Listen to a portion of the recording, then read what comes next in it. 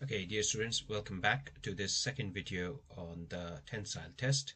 So in the previous video, I showed you how that load deformation plot is obtained, and we did that virtually for an aluminum specimen. And then I also showed you the steps to obtain the stress strain plot from that. And that's where that video ended, when I showed you these two plots, one with a load deformation and the other one with the stress strain curve. Now we are going to look into this stress strain curve to identify some of the key material properties, such as the proportional limit, or the elastic and the elastic modulus, the yield strength and the ultimate strength, and also I will explain the difference between the engineering stress and the true stress. So before I move on to the next steps of this video, just to re-emphasize that point, that why we don't use the load deformation plot. Remember that this load is a function of the material as well as the geometry. So we want to separate the two effects. Therefore, we define this quantity of stress, which is expressing this load as a force intensity distribution. That means stress that is on a unit area.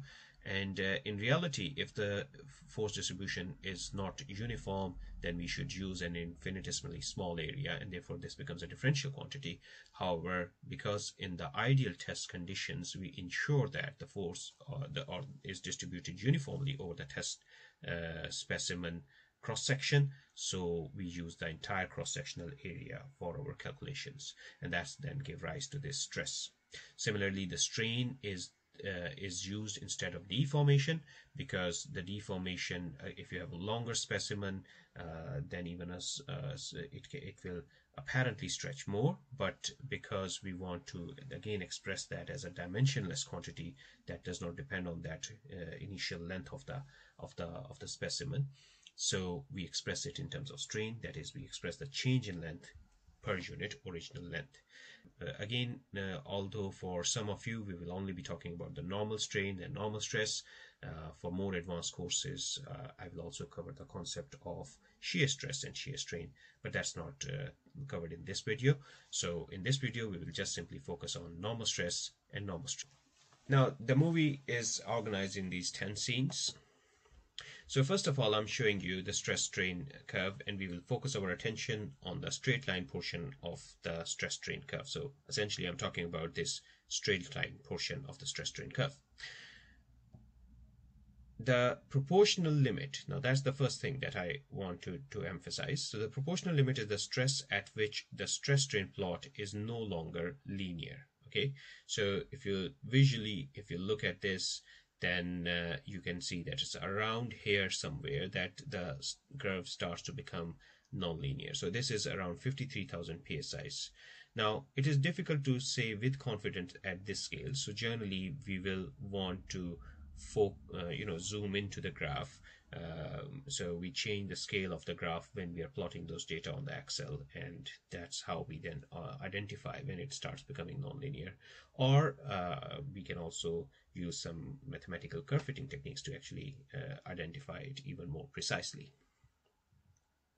So at the moment, if we zoom into this initial portion, you see that maximum strain on this plot is around 0.01. So we are now looking into only a subsection of the curve, and you can see here that it becomes nonlinear after this particular point.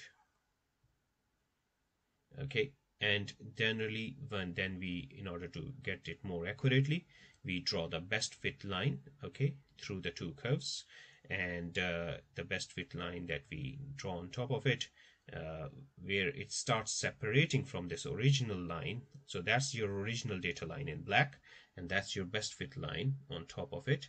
So where it starts to separate, that's where your proportionality limit ends. So in this case, the proportionality limit for this material is 43,700 psi. Again, you may be using the units of megapascals for your own calculations, because we are doing everything in standard SI system in the lab. In the previous video, we looked into the unload behavior after the proportionality limit. Okay, so as long as the stress in the material remains below this proportionality limit, no damage will be caused during loading and unloading. So if we unload before at some point here, the material is still elastic and it will unload completely. Now this is typical of metals. In plastics, sometimes this behavior can be different because they may even be non-linear within the elastic regime, but we are focusing our attention to metals at the moment. This property is called as elasticity. It means that a material returns to the original dimension during unloading. The material itself is said to be elastic in this region. So this is your elastic region, okay? And the area under this curve is actually giving you the elastic strain energy.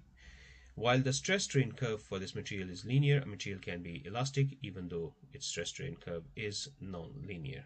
Okay, so that's what I just said earlier, that not all materials will have a linear elastic region. So materials like plastics can have a non-linear elastic region as well, but for most metals we always have a linear elastic region. Okay, most of our design that the things that we design, we want them to remain within this elastic limit. The slope is termed elastic modulus, or the modulus of elasticity, and it is denoted by the symbol E. So the slope is computed from E is equal to delta sigma by delta epsilon. So that means the change in the stress. So stress is given by the symbol sigma and strain is given by the symbol epsilon. So change in the stress over change in the strain. So we identify 2 points and then we determine the change of stress and strain between those 2 points from the curve. So the elastic modulus is a measure of stiffness. Unlike strength measures that are used to predict how much load a component can withstand. Now this is important. You need to have this distinction clear, that Young modulus is a measure of stiffness, not of strength. Okay, so it is different from the strength, which is used to predict how much load a component can withstand before it fails. The elastic modulus is important because it defines how much stretching is produced or how much compression is produced, how much thing is going to bend or deflect when a load is applied. So because you can design things either based on their ultimate load carrying capacity, or you can design things based on how much they deflect or deform. So for a deflection limited design, it's the Young modulus which is the key property, whereas for a load limited design, it's the strength or which is the key property. So using the 2 points shown on the graph over here, we can work out the Young modulus, and that is going to be 11,000 psi in this case divided by 0.001 of an inch. So that is going to be this value in psi's. Now remember, in your case, you will be using the SI system. So in that case, your answers will come in megapascals or pascals, depending on whether you are using a multiple or are you expressing this into 10 to the power 6, in which case your answers will come in megapascals. So make sure you use a consistent set of units throughout. So whichever unit system you use, but you use it consistently.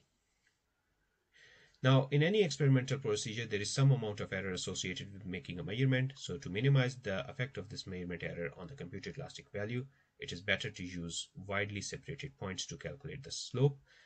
So again, in the linear portion of the stress strain diagram, 2 most widely spaced data points are proportional limit points and the origin. So you can also use that as a measure. However, this has its limitations, because many times due to experimental errors, you will not get a very precisely linear curve up to very small strains because the specimen is still settling down. So in that case, then it is not recommended, and you should consult the relevant standard to see the limits of these 2 particular points, how far they are. So in this case, it's showing you the proportional limit and the origin. The elastic modulus is computed. So essentially, the true modulus of this material will lie somewhere in between these 2 limits that we just calculated, and these numbers are not very precise quantities. They are always in a range, because in real life testing, between two testing setups, two testing condition, there will be certain amount of uncertainty. There will be some errors induced. Even within the two specimens that are manufactured, it's very hard to get precisely the same measurements again. So there will be always a range that is reported in the handbooks and the data values. But for young modulus, that range is generally going to be very small. So for example, in the last case, you just saw that it was 11 million psi's. Now this is 10 million psi's, so 10.6 million psi. So it's not huge difference that you see between these two measurements, but still there will be some difference there that you should be aware of. So in practice, the best value for the elastic modulus is obtained from a least square fit of a line to the data between the origin and the proportional limit point, and using a least square analysis, the elastic modulus of this material comes out to be 10,750 psi's. So that's sort of a average value that you can say between these two limits. Again, for your particular assignment, you may or may not use the least square fit. It's your choice. You can obtain that using Excel as well, but we are not making it compulsory that you use that. But what we want is that you have an understanding and awareness of the fact that the actual value will lie between these limits. Okay, so earlier we observed the effect of unloading and reloading on the load deformation plot. Now let's look at the effect of unloading and reloading on the stress strain diagram. So suppose the stress acting on the material is increased above the proportionality limit. So as this curve is going on, and here we go up till the point B. Okay, so your A is the proportionality limit. And now we can draw some of the points. So the strain between the origin, which is this O, and A is called as the elastic strain. This strain will be fully recovered when the stress is removed from the material. And the strain between the points A and B is termed as inelastic strain, and when the stress is removed, only portion of this will be recovered. So you will have some plastic strain there and some elastic component. So when the stress is removed from the material, it unloads on a path parallel to that elastic modulus line, and it hits back at this point C. Okay, so the slope of this line BC is actually same as this line OA, but it will so that's why it will not go back to this point of origin once it's in the plastic regime or inelastic regime. So a portion of the strain at B is recovered elastically. Now remember, this whole inelastic strain is not the plastic, so a portion of it is recovered, and this is called as elastic recovery. So the portion between B to C is elastic recovery, and the portion between C to O is residual strain. Okay, so that's your residual strain, which is the plastic strain element, and this is from B to C is your elastic recovery. So that residual strain is also called as permanent set, because that's the permanent deformation induced. And it's also called as plastic deformation. So don't be confused if you see these three different terms: residual strain, permanent strain, or plastic deformation. They all mean the same thing. Now, when the stress is reapplied, the material reloads along the path CB, so it goes up the same path, and if you continue loading, so again note that it did not start becoming nonlinear now at point A, so effectively the nonlinear point has been increased to point B. But when the point B is reached, the material will resume following the original stress strain curve, and it will then become the proportionality limit will effectively therefore be increased. Okay, and this phenomena, as I also explained in the last video, is called as work hardening. But it's more important to express this phenomena in terms of stress strain rather than load deformation, because in terms of stress strain, the parameters that you're getting are actually material parameters, and they are free of geometric considerations. So in general, material acting on the linear proportion of the stress strain curve is said to exhibit elastic behavior. Strain produced in the material are temporary, meaning that a strain is recovered when the stress on the material is removed. So essentially now the material's elastic limit has actually changed. So that's an advantage that you can get by having that work hardening. Now, beyond the elastic region, a material is said to exhibit plastic behavior, while some strain in the plastic region is temporary and can be recovered. Upon removal of the stress, a portion of the strain in the material is permanent set. So I've just explained that fact. So most engineering components are designed to act in elastic range, meaning when the loads are released, the component will return to its original undeformed configuration. And for proper design, therefore, it is important to define the stress at which material will no longer behave elastically. Now, with most material, there is a gradual, slow transition from elastic to plastic behavior, and the point at which the plastic deformation begins is difficult to define with precision. Now, one measure that has been used to establish this threshold is called as the elastic limit. So in the next few slides, I will show you how that elastic limit is determined. And I will also show you some other cases where the transition is not very gradual and rather you get an abrupt change, and that's called the yield point. No, that's correct. That's an effect that happens in the material with a particular crystal structure. So we will be also discussing in other lectures about that relationship as well. But in this video, I will just focus on this, determining this elastic limit. So the elastic limit is the largest stress that a material can withstand without any measurable permanent strain remaining after complete release of the stress.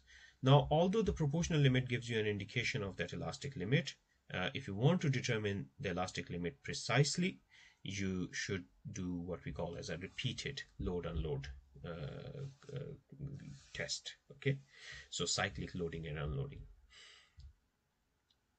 So eventually a stress, so if you repeat the procedure, increasing the load and then unloading, increasing the load, unloading, a time will come when you will actually have some plastic deformation there, and then you will find out that this is your elastic limit. So let's see that in action. So you can see you're loading, then you go back, so only load up. Next time you load it even a bit more higher, go back. Next time load it even a bit more higher, and then go back. As long as it's coming on the same line, that means there's no plastic deformation. But as soon as you load it to a point after which it starts coming on a different line, that's where your elastic limit is. Now, you may argue that, it also depends on the load step that you have taken. So yes, if you increase it in smaller load steps, you will get more precise measure. But generally speaking, we, as a standard criterion for metals, we say that if the plastic deformation is greater than this 0.02% of the strain, then we see that it has reached its elastic limit. So the elastic limit is the largest stress that a material can withstand without any measurable permanent strain remaining after the complete release of the stress, and the procedure required to determine the elastic limit was cyclic loading, as I explained. Okay. Now, how does the elastic limit differ from the proportionality limit? Now, most of the materials, the elastic limit and the proportionality limit will be same or similar. Okay, so although such materials are not common in engineering applications, but they are becoming more common with the use of plastics. But for general engineering applications, especially with metals, you normally tend to have the same elastic limit and the proportionality limit. For many common materials, such as the low-carbon steel, the elastic limit is actually indistinguishable from the proportionality limit, and their transition into the plastic regime happens abruptly, and I've mentioned that earlier as well. So they have what we call as a classic or distinct yield point, and past this elastic limit, relatively large deformation will occur for small or almost negligible increase in the stress. This behavior is termed as yielding, and this is because of large dislocation movements within the material's microstructure. So along the grain boundaries, the dislocations move until they reach the grain boundaries at this point, and then after this point, they need to actually overcome the barrier formed by the grain boundaries for the stress to increase beyond this point. So that's called as a kinematic hardening of the material. So let's look into some of these features. So a material that behaves in the manner depicted here is said to have a yield point. The yield point is the stress at which there is an appreciable increase in strain with no increase in stress or very little increase in stress in practice. Not every material has a yield point. So most of the aluminums don't have that, or carbon steels will not show it, but normal carbon steels will show it. When a material yields without an increase in the stress, it is often referred to as being perfectly plastic. So other materials such as aluminum alloy shown here do not have a clearly defined yield point. While the proportionality limit marks the uppermost end of the linear portion of the stress strain curve, it is sometimes difficult in practice to determine this limit, particularly for materials with a gradual transition from a straight line to a curve. So again, that's why for materials such as this, yield strength is defined, and the yield strength is defined as the stress that will induce a specified permanent set. So essentially what I'm trying to say here is that although these materials do not in reality have a yield point like the carbon steel that we showed, we still use the same term yield strength even for these materials, and we define it based on need really to use a common set of measure, as you may call it. So the yield strength is therefore defined as the stress that will induce a specified permanent deformation or permanent set, and that is usually 0.05% or 0.2%, depending on the standard that you're following. So a permanent set of 0.2% is another way of expressing a strain of 0.002. Okay, so that's another way of just expressing it to make the quantity more easy to read, really. So now in this case, what we are showing you here, so essentially we take another line which has the same slope as the first, and then we see where that line crosses the our stress strain curve, and based on that we determine the yield point. Okay. So the stress indicated by the intersection of the offset line and the stress strain diagrams is essentially the yield strength. So we have covered a lot of important features. Let's now look into some of the some more terms associated with it, such as shown. So we have covered two different types of curves. One is the low carbon steel type, other one is the aluminum type, and I've shown you here. This one has a distinct yield point, and this one over here has a gradual transition, and therefore the yield has to be defined based on that 0.2% strain rule that I just talked about. So strain hardening is actually the limit of until which you then keep observing this increase in the force once the material passes its yield point. So that's the strain hardening region, because essentially you are effectively moving the yield point of the material upwards and upwards if you load and unload this material. Now, the ultimate strength, so after the yielding has taken place, most materials can withstand additional stress, and the stress strain curve rises continuously toward a peak stress value. So this is called as the ultimate strength. So basically ultimate strength is the peak value of the stress that you observe in a tensile test. The ultimate strength may also be called tensile strength or the ultimate tensile strength, UTS, because it's measured in a tension test, and it will be different probably for many materials if you measure it in compression. The rise in the curve is called strain hardening. The strain hardening regions for a low carbon steel and aluminum alloy are indicated on this diagram below. Now, in the yield and strain hardening regions, the cross-sectional area of the specimen decreases uniformly and permanently. Once the specimen reaches the ultimate strength, however, the change in specimen cross-sectional area is no longer uniform throughout the gauge length, and past the ultimate strength, the cross-sectional area begins to decrease in a localized region of the specimen, forming a contraction or a neck, and this behavior is referred to as necking. So if you remember in my earlier video where I showed you that animation, that the specimen size was actually reducing in that central region, and the images that your technician shows you also shows you the evidence of necking there. So essentially that means that our approximation of having a constant area becomes grossly wrong. So even from the start of the test, the area starts reducing, but the area is reducing uniformly in the start, and the amount of reduction in area is quite small. So for many practical cases, it's okay to ignore that. But after this point, really the reduction in area becomes significant, and that's why your curve is no longer representing the true stress of the material, okay? And it's rather what we call as the engineering stress.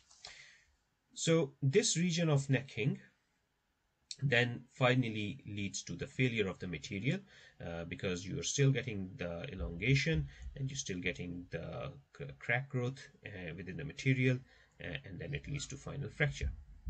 Now, let's examine the relationship between the ultimate strength and the fracture strength. It seems odd that the fracture stress is less than the ultimate strength, and if the specimen didn't break at the ultimate strength, why would it break at a lower stress? So part of the reason has already been explained when I was talking about the true stress. So let's look at that more closely.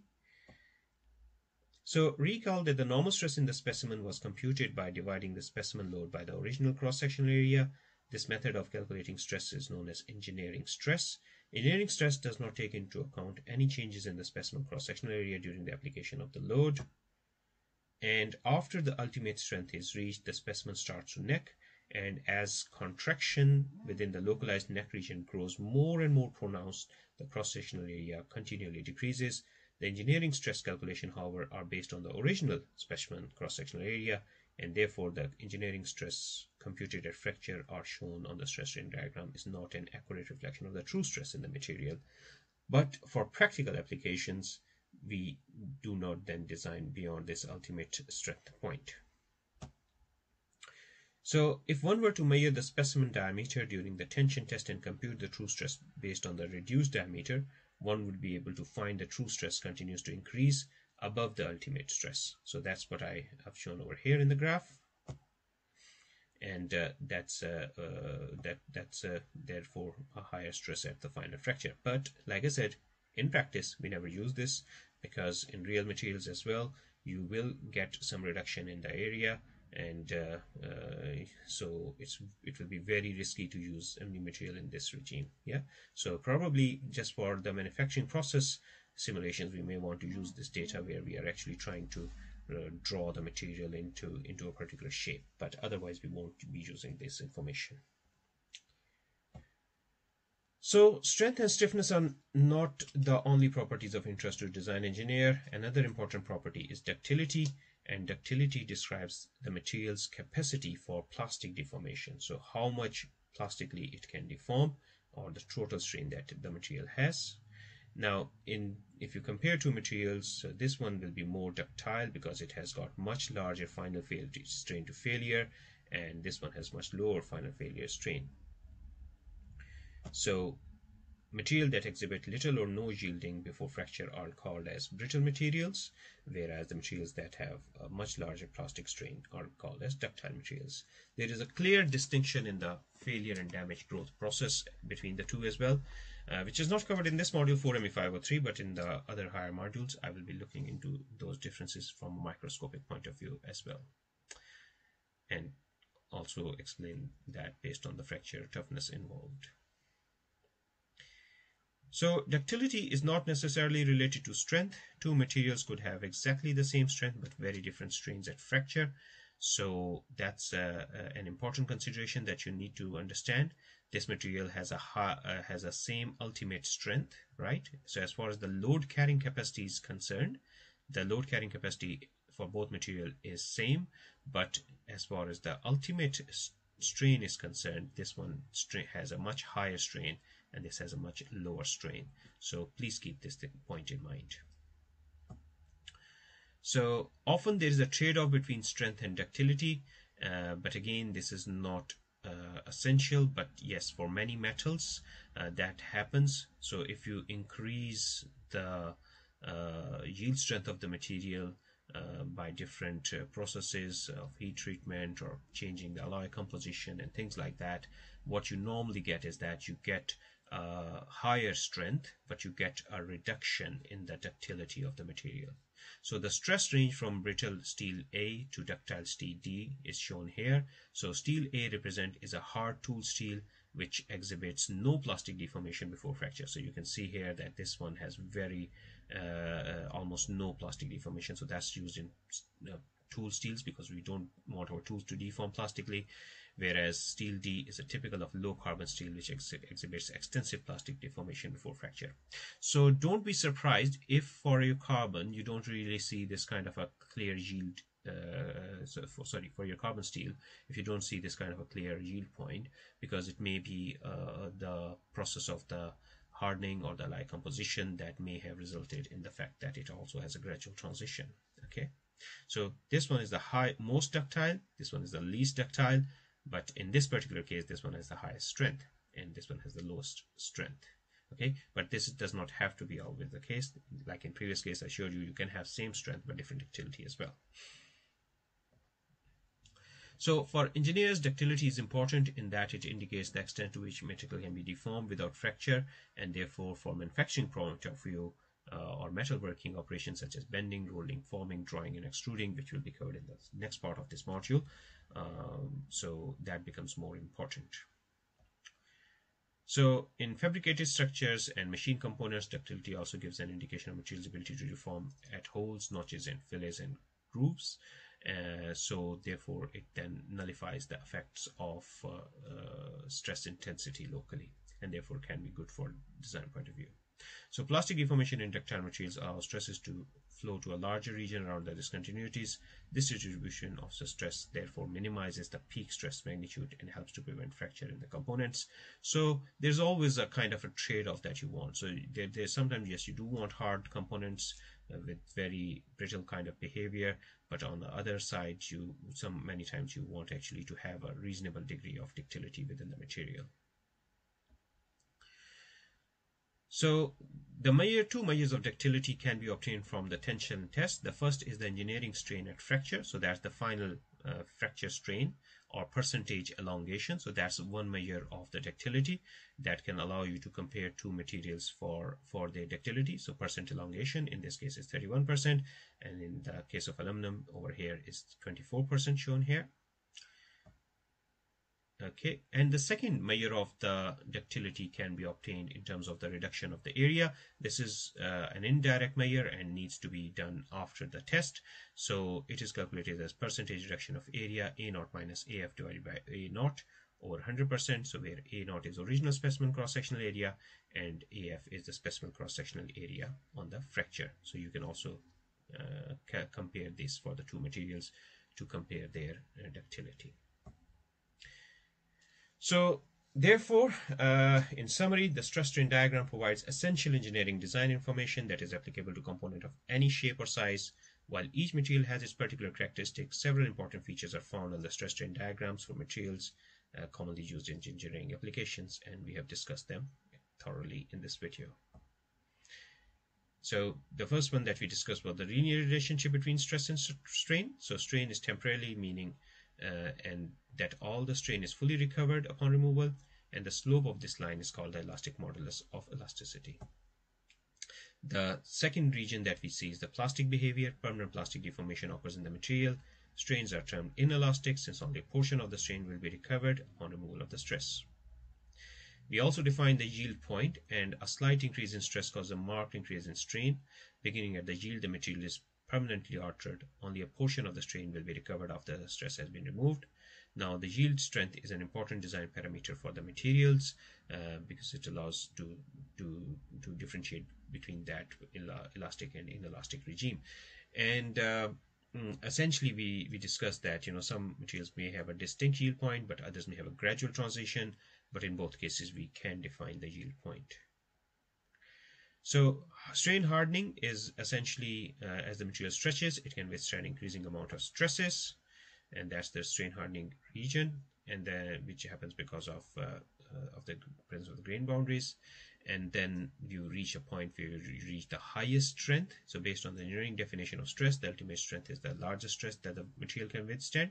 But from a true strength point of view, it's actually lower than the largest, but this is the point where significant necking starts to happen. And that's then the necking, the cross-sectional area begins to decrease markedly in a localized region of the specimen. The tensile force required to produce additional stretch in the specimen therefore decreases as the area is reduced, and necking occurs in ductile materials. And you finally have your fracture. So the stress at the point where the specimen breaks into two pieces, and the fracture stress is computed using the engineering stress definition, where the stress is calculated using the original cross-sectional area. So finally, we also define the true stress as based on the actual cross-sectional area accounting for the specimen decreasing diameter. If we want to calculate the true stress, we need to have another strain gauge in the specimen that will be in the lateral direction on the specimen, and will allow you to measure that change in the area during the test. So that's more difficult to do in practice. The true stress in the material always increases up to the point of fracture. Okay, so that's it from my point of view in the explanation of the stress strain diagrams. Hope you will find this explanation clear, but if you have any questions, you can ask me or your technical instructor or any of the other instructors that you see during the sessions, during the live sessions. So thank you very much and stay safe.